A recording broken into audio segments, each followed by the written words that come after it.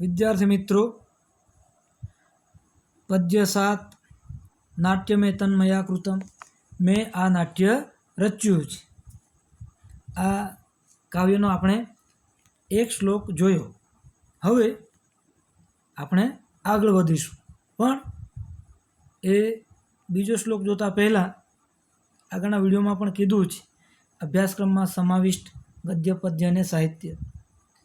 તો ફરી આજે એક વખત કહી દઉં, કેમ કે ઘણા વિદ્યાર્થીઓ વિડીયો સાંભળતા નથી, એટલે ક્લાસ ટીચરને ફોન કરે છે કે ઘણા વિષયોમાં અભ્યાસક્રમ ઘટાડેલો છે પણ અમને ખબર નથી। તો ફરી આજે આ વિડીયોમાં કહી દઉં અભ્યાસક્રમમાં સમાવિષ્ટ અને અભ્યાસક્રમમાંથી કાઢી નાખેલું તે।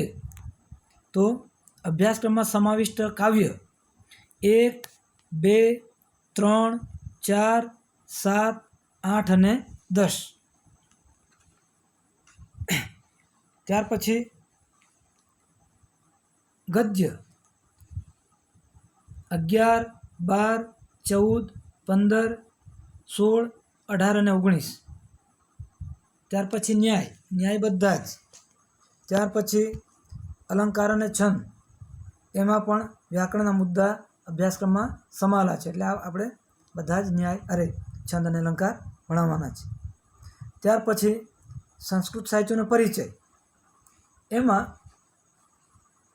કર્ણભાર, પ્રતિમા નાટક, સ્વપ્ન વાસવદત્તમ,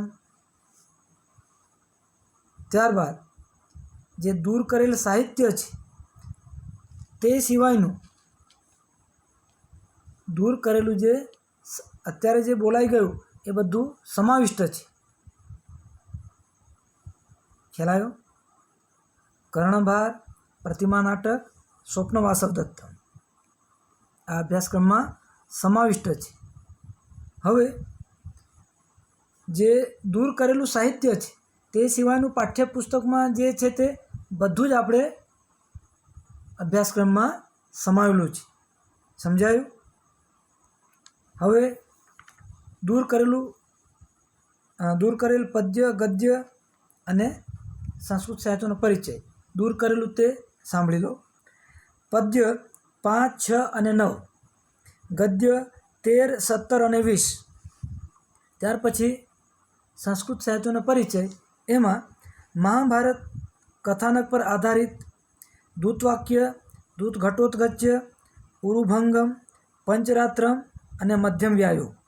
રામાયણના કથાનક પર આધારિત અભિષેક નાટક, ઉદયન કથા પર આધારિત પ્રતિજ્ઞા યોગંધરાયણમ, લોક કથા પર આધારિત અવિમારક અને ચારુદત્ત, કૃષ્ણ ચરિત પર આધારિત બાલચરિત આ અભ્યાસક્રમમાં સમાવેલું નથી। એ સિવાયનું બધું જ, આ બાદ કરેલ સિવાયનું જે પાઠ્યપુસ્તકમાં છે તે બધું જ આપણે ભણવાના છે, અને તે બધું જ પરીક્ષા માટે તેમાંથી પૂછાઈ શકે છે। સમજાયું? હજુ પણ કોઈને કંઈ તકલીફ હોય તો ફોન કરીને પણ જાણી શકો છો। હવે આપણે આ 7મું કાવ્ય એ તરફ આગળ વધીએ।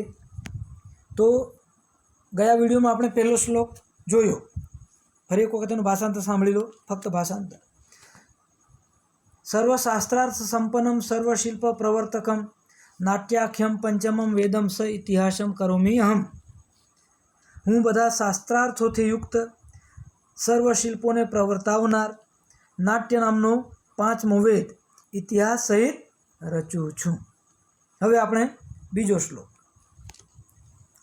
એવં સંકલ્પ્ય ભગવાન સર્વવેદાન અનુસ્મરન નાટ્યવેદમ તતઃ ચક્રે ચતુર્વેદા અંગ સંભવમ। એવં સંકલ્પ્ય ભગવાન સર્વવેદાન અનુસ્મરન નાટ્યવેદમ તતઃ ચક્રે ચતુર્વેદાંગ સંભવમ।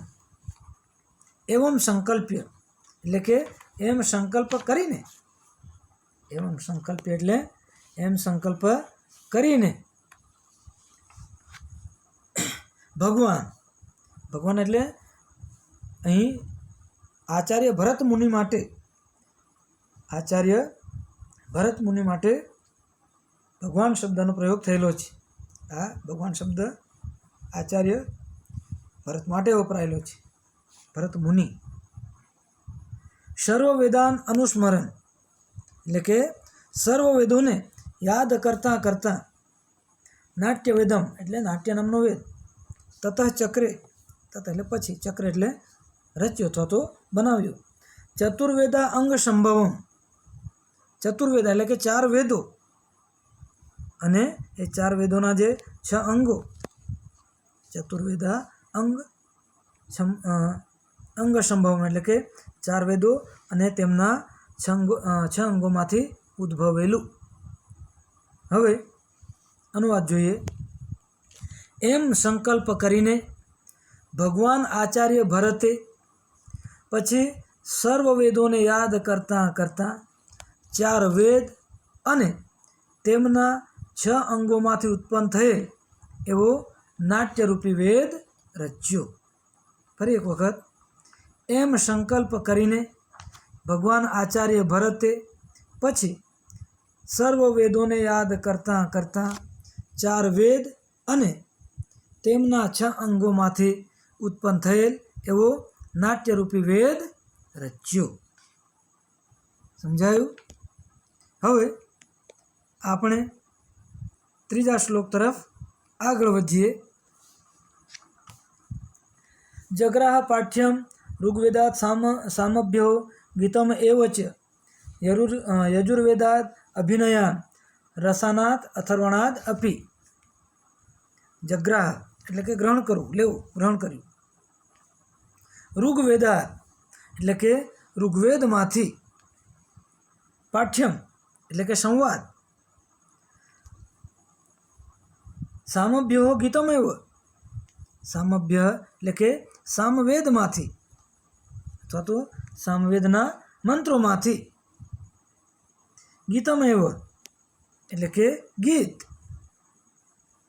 સામવેદમાંથી ગીત, યજુર્વેદાત અભિનયાન, યજુર્વેદાત એટલે કે યજુર્વેદમાંથી અથવા તો યજુર્વેદના મંત્રમાંથી, અભિનય